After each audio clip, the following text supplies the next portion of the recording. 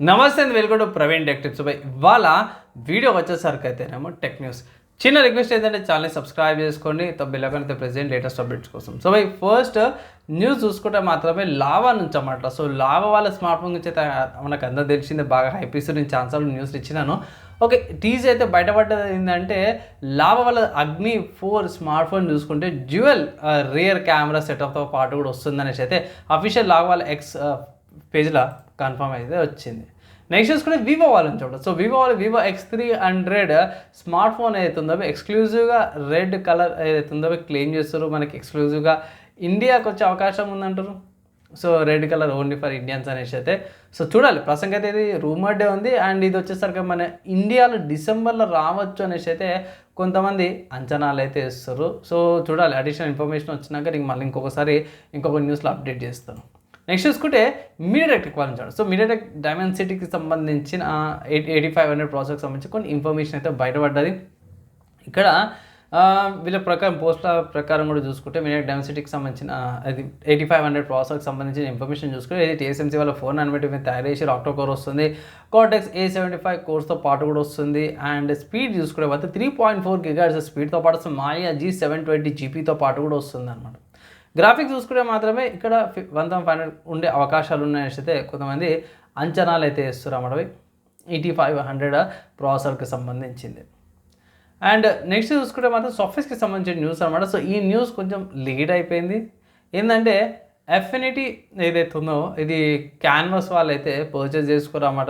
So last year. So ఇప్పుడు వీళ్ళు పెద్ద సర్ప్రైజింగ్ ఇచ్చారు అనుకోవచ్చు. ఎందుకంటే క్యాన్వాస్ వాళ్ళు ఇది అఫినిటీ బై క్యాన్వాస్ అని వచ్చింది. సో దీంట్లో affinity photo publisher and designer అవుతుందో ఈ మూడింటిని ఒకే దాంట్లో కలిపి అఫినిటీ అని ఒక సాఫ్ట్వేర్ ఇస్తారు, సింగిల్ సాఫ్ట్వేర్ అన్నమాట. మూడిట్లనే ఒక దాంట్లో 3 సాఫ్ట్వేర్లు యూజ్ చేసుకోవచ్చు అన్నమాట. ఫ్రీ సాఫ్ట్వేరే. దీంట్లో ఒకటే ట్విస్ట్ ఏంటంటే మీరు క్యాన్వాస్కి ఐడి ఉంటుంది కదా, క్యాన్వా ఐడితో లాగిన్ చేసుకోవాల్సి వస్తుంది అన్నమాట. సో ఫ్రీ సాఫ్ట్వేర్ ట్రై చేసుకోవచ్చు. అండ్ ట్రై చేసి రాలేదు చూడండి. అండ్ దీనికి సంబంధించిన డెడికేటెడ్ కోర్స్ కానీ ఏమైనా ఉంటే ఎట్లా ట్రై అయితే చేస్తాను, దానికి పాజ్ చేయండి.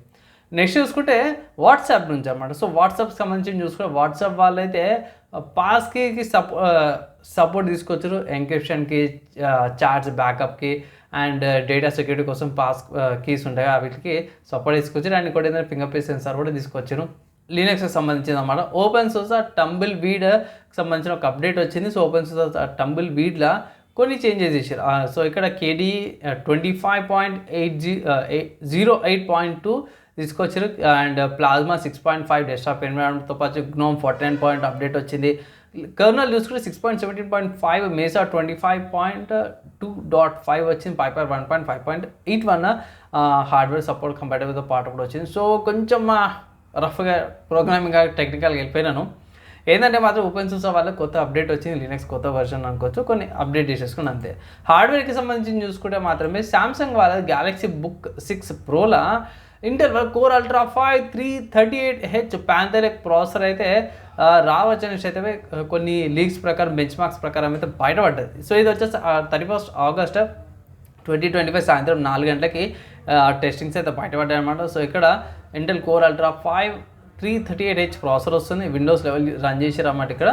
అండ్ ఇక్కడ చూసుకుంటే ఒక ప్రాసెసర్లో 12 కోర్స్ అనేసి అయితే పెట్టారు. అండ్ ఇక్కడ బేస్ ఫ్రీక్వెన్సీ చూసుకుంటే 1.90 GHz బేస్ ఫ్రీక్వెన్సీ ఉంది. 2 క్లస్టర్ లాగా వస్తుంది, ఒక 4 కోర్స్ పర్ఫార్మెన్స్ కోర్స్ ఉంటే అండ్ 8 ఎఫిషియన్సీ కోర్స్ లాగా ఉండే అవకాశం ఉందనేసి అయితే అంటారు.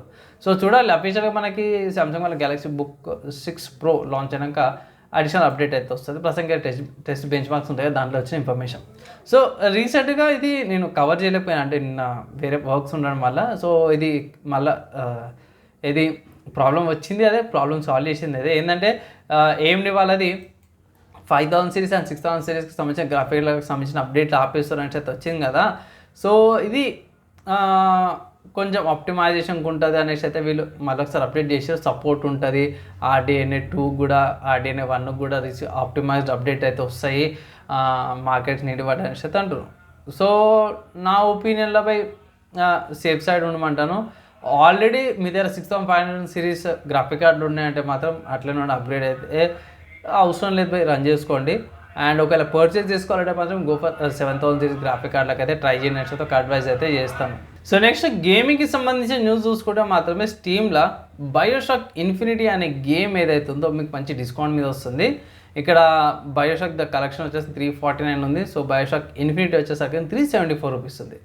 సో రెండిట్లో ఏది తీసుకుంటారు, కలెక్షన్ తీసుకుంటారా లేకపోతే సింగిల్ గేమ్ తీసుకుంటారా అనేసి అయితే ఒక డౌట్ రావచ్చు.